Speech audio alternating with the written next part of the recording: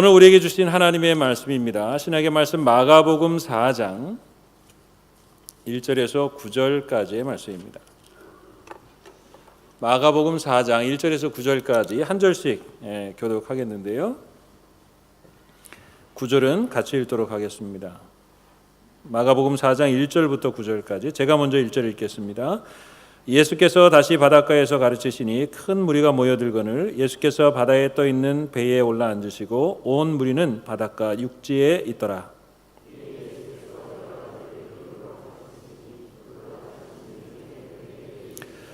들으라, 씨를 뿌리는 자가 뿌리러 나가서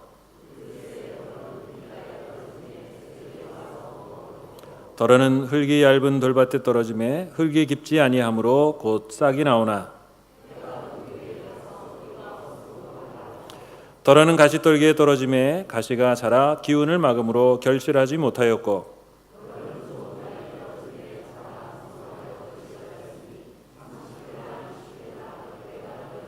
함께 읽겠습니다. 또 이르시되 들을 귀 있는 자는 들으라 하시니라. 아멘. 네, 오늘은 특별히 중앙교회에서 심호하시는 우리 김재성 목사님이 오셔서 씨 뿌리는 사람이라는 제목으로 말씀을 전해주시겠는데요. 오늘 사모님이랑 같이 오셨습니다. 목사님 앞에 계시니까 잘 보이실 것 같고요. 사모님 잠깐 일어나시죠. 네. 따로 기회가 없을 것 같은데 박수로 환영하도록 하겠습니다. 감사합니다. 감사합니다. 저희가 오늘 창립 45주년을 맞이했습니다. 그동안 저희 교회에서 함께 지나셨던 교역자들 가운데 또 아르헨티나에 계시면서 특별히 목회를 잘하고 계시는 분을 초청해서 함께 또 말씀을 듣는 게 의미가 있겠다 싶어서 우리 중앙교회에서 심호하시는 김재성 목사님을 오늘 또 모셔서 한번 말씀을 듣겠습니다. 오늘 씨 뿌리는 사람이란 제목으로 말씀 전해 주실 때에 큰 은혜 받으시기 바랍니다. 목사님 나오시죠?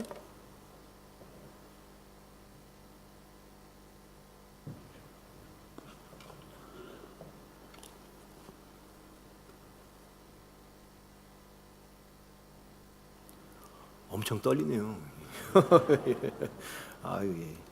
먼저 신성교회를 45년 전 세우시고 지금까지 인도해 주신 하나님께 진심 어린 감사와 영광을 올려드리고요. 또한 이런 기쁘고 뜻깊은 날에 설교를 허락해 주신 우리 신성교회 당회와 정세훈 담임 목사님께 감사를 드립니다.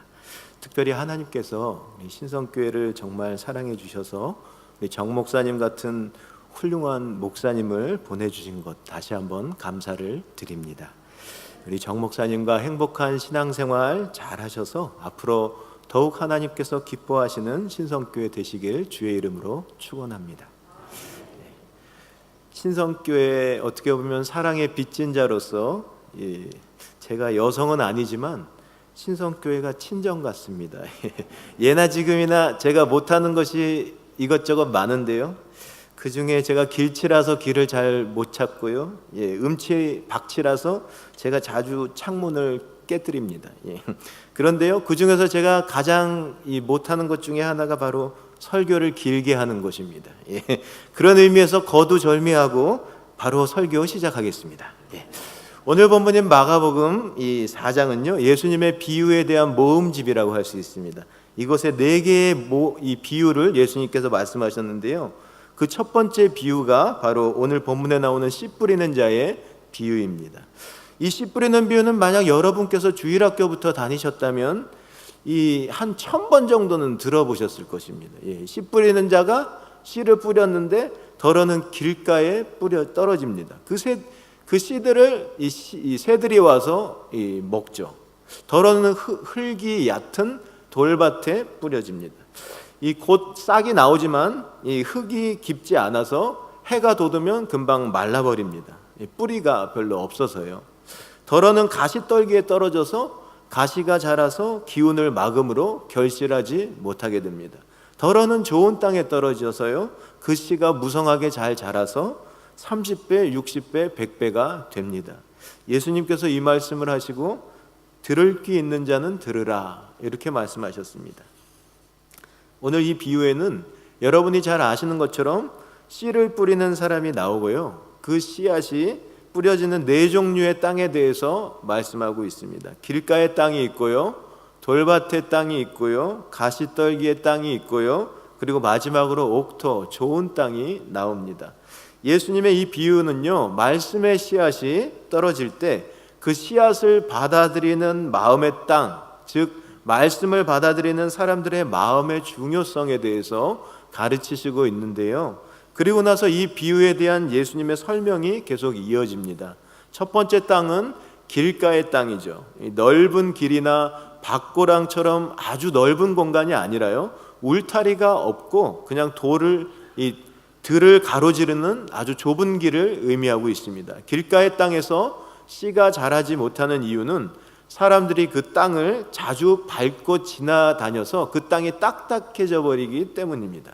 여기서 예수님이 강조하시는 것은요, 말씀의 씨앗이 마음의 땅에 떨어질 때 마음이 단단해서 그 씨앗을 받아들이지 못하면 마귀를 상징하고 있는 새들이 와서 빼앗아 먹어버리고, 그렇게 말씀하고 있습니다. 그래서 말씀을 들을 때마다 엉뚱한 새들만 계속 배불리고 정작 자기 자신은 말씀으로 인한 아무런 유익도 얻지 못한다는 것이죠.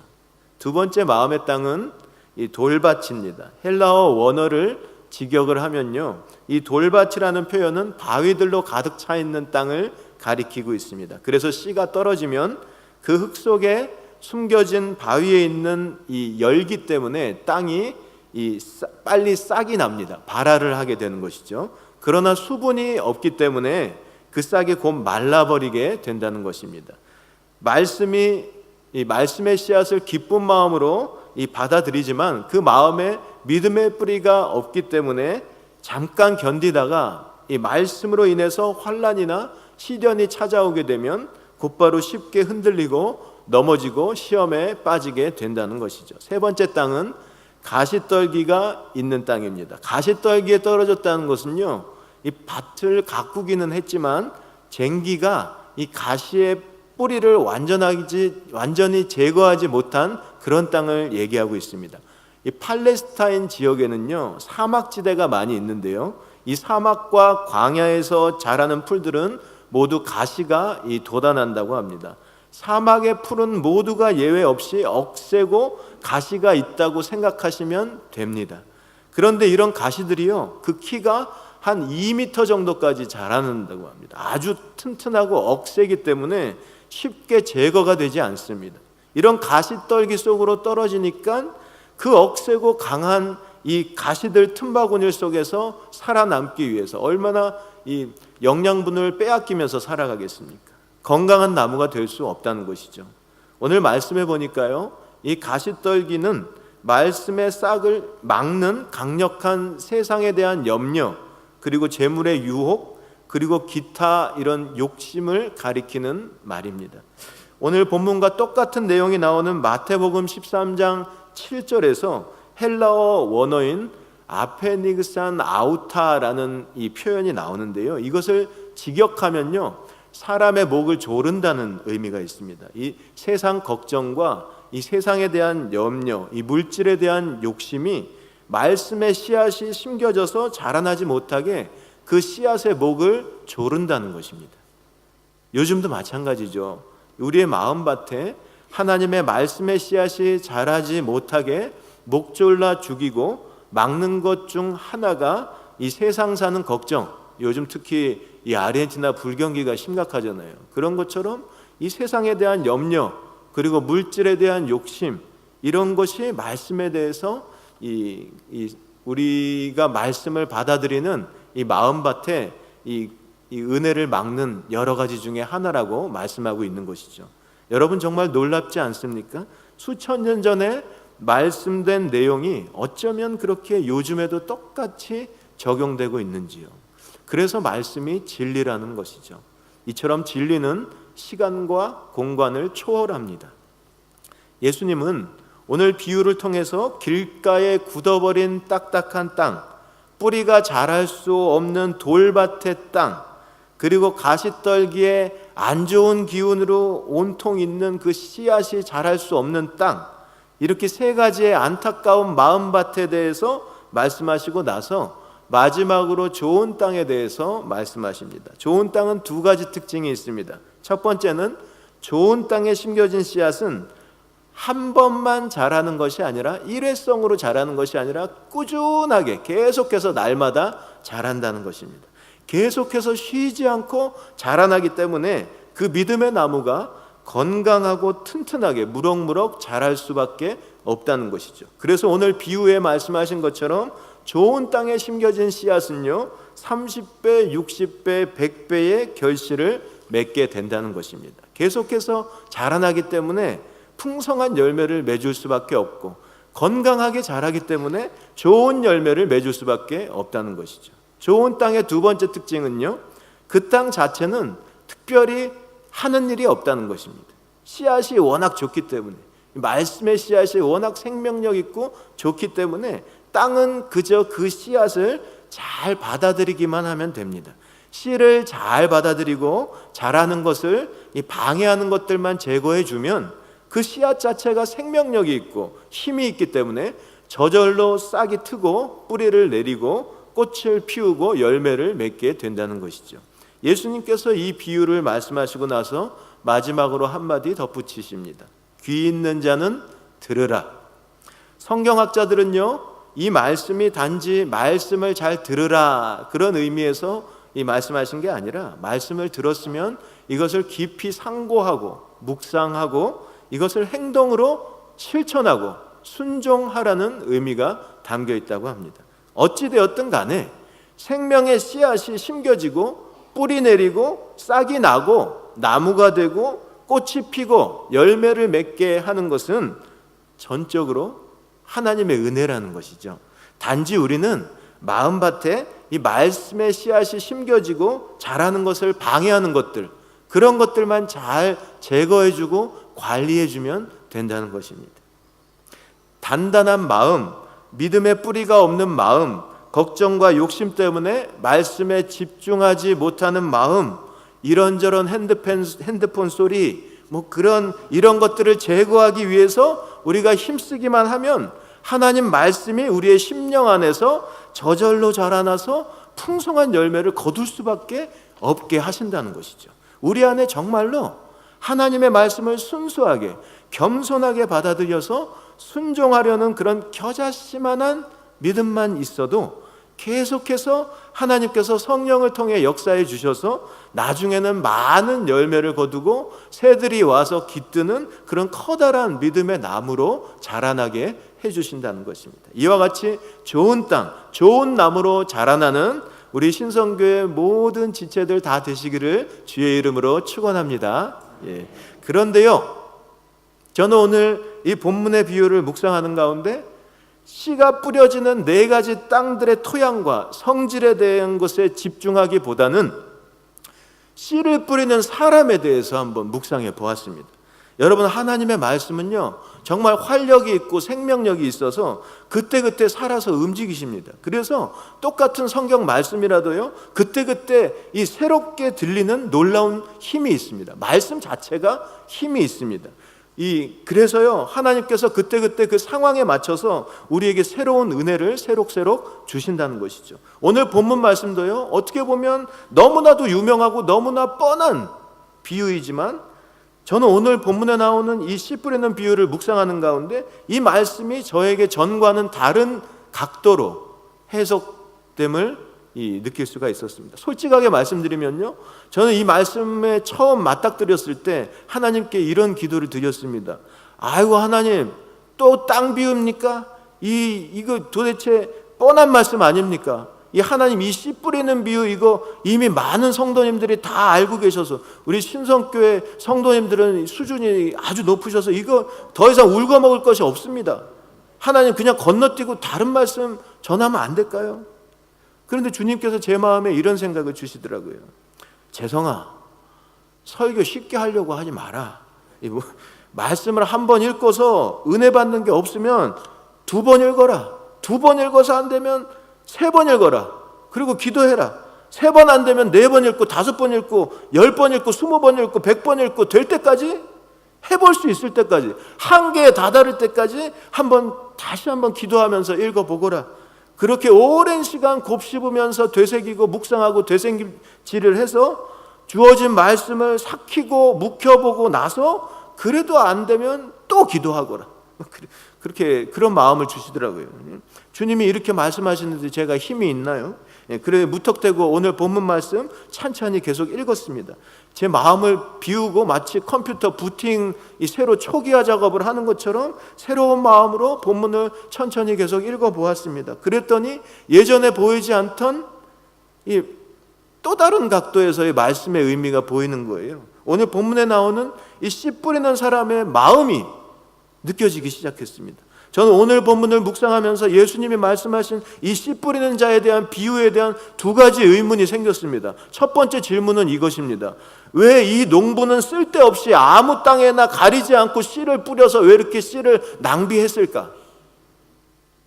아무리 좋은 씨앗, 아무리 좋은 말씀, 아무리 좋은 말씀의 생명의 복음의 씨앗을 뿌려보았자 길가의 땅은 너무 단단해서 딱딱해서 그 말씀의 씨앗이 들어가지 못하고 새들이 와서 다 먹어버릴 텐데, 아무리 귀한 말씀의 씨앗을 뿌려보았자 돌밭의 땅은 뿌리가 내리지 못해서 말씀의 씨앗을 금방 잊어버리고 또 교회에 왔다 집에 가면 다 몽땅 잊어버릴 텐데, 또 시험이 오면 무너져 버릴 텐데, 아무리 영생의 씨앗을 뿌려보았자 가시떨기의 땅은 세상 염려와 물질에 대한 욕심과 탐심으로 인해서 나무가 제대로 자라지 못할 텐데, 왜 농부는 그렇게 쓸데없이 씨잘데기 없이 좋은 씨앗을 아무데나 낭비하면서 뿌렸을까?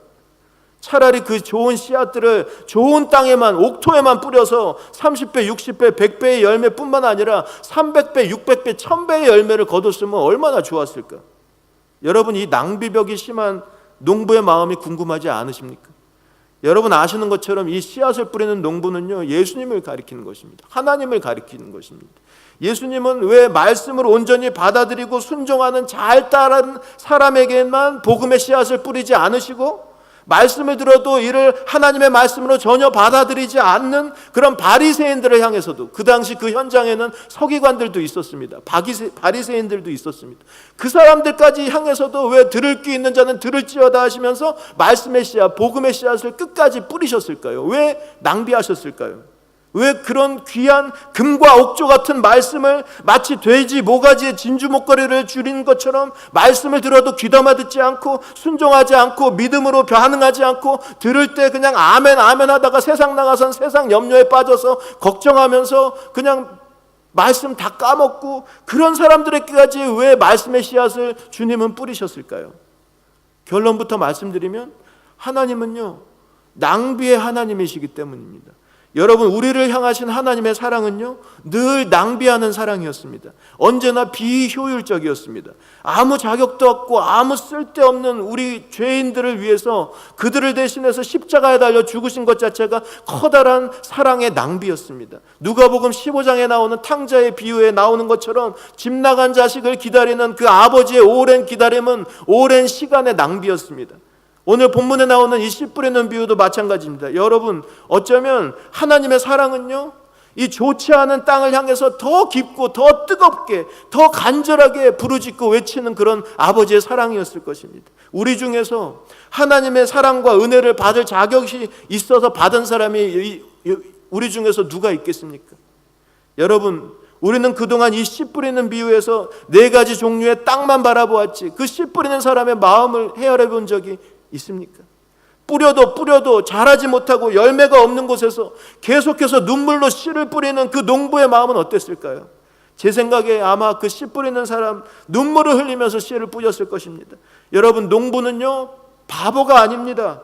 농부는 기다렸을 것입니다. 좋지 않은 땅에서도 결국에는 하나님의 은혜로 싹이 나고 자라나서 열매 맺기를, 메마른 땅에서도 결국에는 생명의 열매가 맺어질 수 있기를, 그런 좋은 땅으로 결국에는 변화될 수 있기를 간절히 기다리며 기대하는 마음으로 씨앗을 뿌리고 기도하며 또 뿌렸을 것입니다. 여러분, 우리가 믿는 하나님의 사랑은요, 우리가 다 이해할 수 없을 정도로 너무나 크십니다.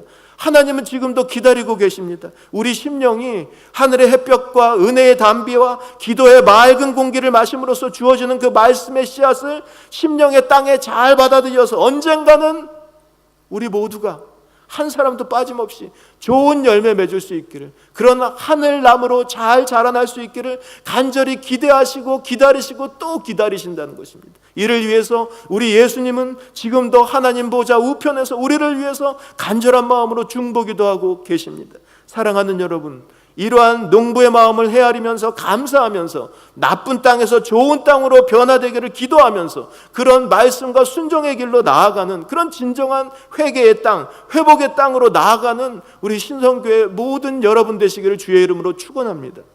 제가 오늘 본문을 묵상하면서요, 궁금했던 두 번째 질문은 이것입니다. 왜 주님은 씨 뿌리는 비유를 말씀하시면서 30배, 60배, 100배라는 언급을 하셨을까? 여러분, 이 비유에는요, 나쁜 땅, 좋은 땅의 비교만 있는 것이 아니라요, 숨겨진 또 하나의 비유가 있습니다. 똑같이 좋은 땅에도 격차가 있다는 것입니다. 30배, 60배, 100배의 결실과 수확이 땅마다 좋은 땅이지만 다 다르다는 것입니다. 우리가 여기서 유추할 수 있는 한 가지 분명한 사실은요, 천국에는 반드시 상급이 있고요, 상급의 차이가 확실히 있다는 것입니다. 부끄러운 구원이 있는가 하면요, 영광스러운 구원이 있다는 것입니다. 또 다른 사실은요, 하나님께서 각 사람에게 주시는 그 은사와 그릇과 쓰임받음의 차이가 분명히 있다는 것입니다. 어떤 사람은 목회자로, 어떤 사람은 직분자로, 어떤 사람은 교사로, 이렇게 각각 하나님 쓰시는 용도가 다르고 역할이 다르다는 것입니다. 그런데요, 여기서 우리가 한 가지 조심해야 할 것은요, 이렇게 하나님께서 각자에게 주신 은사와 역할을 비교하다 보면 시험에 빠질 수 있다는 것입니다. 나보다 잘나 보이는 사람, 은사가 많아 보이는 사람을 시기하고 질투할 수 있다는 것이죠. 30배 수확한 사람이 똑같이 좋은 땅임에도 불구하고 60배 추수한 사람을 속으로 시기할 수 있다는 것입니다. 60배 성과를 올린 사람이 속으로 마음속 깊은 중심 그 안에서 100배의 결실을 맺은 사람을 속으로 시기할 수 있다는 것입니다. 그러나 여러분, 우리가 분명히 명심해야 할 것은요, 은사를 주신 분도 하나님이시고 열매를 맺게 하신 분도 하나님뿐이라는 것입니다. 우리가 서로를 보면서 비교하는 순간부터 하나님을 향한 우리의 감사는 사라지게 되고요, 우리의 믿음이 점점 흔들리게 되고요, 우리의 사명은 이기적인 경쟁심에 의해서 변질되고 말 것입니다. 여러분, 우리는 서로 누가 잘났다, 누가 높다, 누가 못났다, 이걸 비교하면 안 된다는 것이죠. 내가 너보다 윗사람이다, 내가 너보다 월등하다, 내가 너보다 큰 사람이다, 이렇게 따지고 비교하면서 우리 시선을 하늘의 하나님이 아니라 이 사람과 땅과 이 밑을 바라보면 형제와 자매를 비난과 질투와 경쟁의 대상으로 생각하면 안 된다는 것이죠. 여러분, 우리가 굳이 비교해야 한다면 우리가 나쁜 땅이었는데, 우리는 다 나쁜 땅이었는데, 다 죄인이었는데 하나님의 은혜로 그래도 이마만치 하나님이 인도해 주셨구나, 이 하나님이 그래도 이렇게 빚어 가시는구나, 이렇게 하나님이 구원의 길로 계속 이끌어 가시는구나, 이런 좋은 열매를 맺을 수 있게 해주셨구나, 그 전과 후를 비교해야지 그 은혜로운 신앙생활을 할 수 있다는 것이죠. 그렇게 할 때 우리의 입술에는 하나님을 향한 감사와 찬송이 끊이지 않을 것이고요, 또 한편으로는 나쁜 땅을 위한 중보기도가 우리 마음속에서 저절로 우러나올 수 있게 된다는 것입니다. 여러분, 농부이신 하나님께서 진정으로 바라시는 이런 알곡 성도님들, 이런 옥토 성도님들로 가득 차게 되는 우리 신성교회의 이 모든 여러분들 되시기를 주의 이름으로 축원합니다. 주 안에서 진심으로 사랑하는 신성교회 성도 여러분, 하나님의 은혜로요, 교회가 부흥하고 사업이 부흥하고 영육 간에 강건하고 주 안에서 모든 일이 다 형통한다고 할지라도, 우리가 인생을 살아가면서 이 모든 것이 하나님의 놀라운 역사하심을 체험하고 맛본다고 할지라도, 우리가 영적으로 아무리 풍성한 열매를 맺고 수확을 거둔다고 할지라도 여러분, 우리는 자랑할 것이 하나도 없다는 것입니다. 제가 설교 초반에 말씀드린 것처럼 여러분, 우리는 땅입니다. 저에게 친정 같은 신성교회도, 또 제가 섬기고 있는 중앙교회도 다 주님의 땅입니다. 땅은요, 아무것도 스스로 한 것이 없습니다. 우리 안에 씨앗을 뿌리신 분도 하나님이시고, 자라게 하신 분도 하나님이시고, 따스한 햇볕을 주신 분도 하나님이시고, 맑은 공기와 적절한 이 비바람과 시련 또한 주신 것도 하나님이시라는 것이죠. 오랜 기다림 끝에 결국에는 은혜의 열매를 다 맺어 가시는 것도 우리 하나님이시라는 것입니다. 여러분, 우리는요 자랑할 건덕지가 아무것도 없습니다. 오직 감사할 것만 있습니다. 신성교회가 오랜 전통과 바른 신학과 훌륭한 믿음의 사람들을 배출한 산실이고, 신성교회가 갈수록 부흥하고 있으며 예배당이 얼마나 아름답고 웅장한가, 이런 생각, 이런 자랑 다 내려놓아야 한다는 것입니다. 여러분, 하나님께서 다 하셨습니다. 우리는 그저 하나님의 은혜를 받으며 지내온 것밖에 없다는 것이죠. 여러분, 우리는요 자랑할 것이 하나도 없습니다. 우리의 자랑은 오직 예수 그리스도밖에 없습니다. 이와 같은 은혜가 우리 모두에게 임하기를 주의 이름으로 축원합니다. 마지막으로 여러분께 제가 드릴 말씀은 이것입니다. 여러분, 씨 뿌리는 분이신 주님의 마음을 헤아리는 우리 모두가 되기를 원합니다. 우리를 향하신 그 하나님 아버지의 마음, 그리고 오늘 지금 이 순간에도 부족한 이 종의 입술을 통해서 안타까운 마음으로 눈물로 말씀의 씨앗을 뿌리시는 그 하나님의 마음을 헤아리시길 바랍니다. 집 나간 자식을 기다리는 하나님 아버지의 그 마음을 헤아려 보시기를 바랍니다. 어서 돌아오, 어서 돌아오, 어서 돌아오기만을 간절히 바라시며 기다리시는 그 아버지의 마음을 우리도, 여러분도, 우리 신성교회 모든 이 권속분들도 다 가질 수 있으시기를 주의 이름으로 축원합니다. 여러분, 우리는 어떻습니까? 하나님 아버지의 그 끈질긴 사랑, 그 오랜 기다림 속에서 우리 신앙이 조금씩 자라나는 것이죠. 그렇다면 여러분, 하나님 은혜를 먼저 받은 사람들, 신앙이 조금이라도 더 성숙한 우리가 과연 무엇을 해야 할까요? 아직 좋지 못한 땅에서 좋은 땅으로 이 하나님께서 기다리시는 그런 분들, 그런 이 신앙이 아직 준비가 되지 못하신 그런 분들을 위해서 하나님 아버지의 마음을 품고 기도해야 한다는 것이죠. 탕자가 집으로 돌아와서 아버지의 품에 안길 때까지 아버지의 기다림은 계속 된다는 것이죠. 여러분, 그때 만약 탕자 이야기에 나온 그 큰아들처럼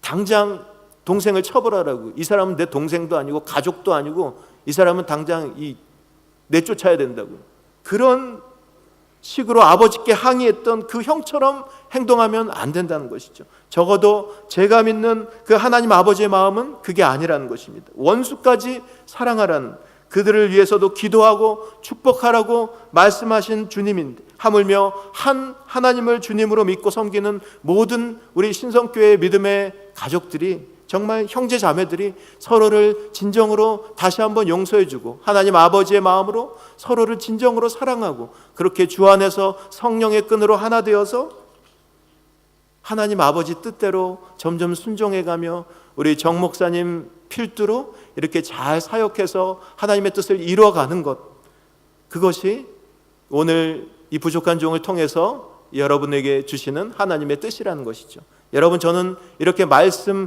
배달부의 사명을 마쳤습니다. 이제 여러분 어떻게 반응하시겠습니까? 그거 그냥 어쩌다 마주친 김 목사의 사견적인 생각일 뿐이고 하나님 말씀이 아니라고 무시하겠습니까? 하나님은 여러분의 반응을 기다리실 것입니다. 보다 정확히 말씀드리면 저도 마찬가지죠. 하나님의 말씀에 대한 이 우리의 반응을 기다리실 것입니다. 그리고 또 기다리실 것입니다. 그리고 또 기다리실 것입니다. 그리고 또 기다리실 것입니다.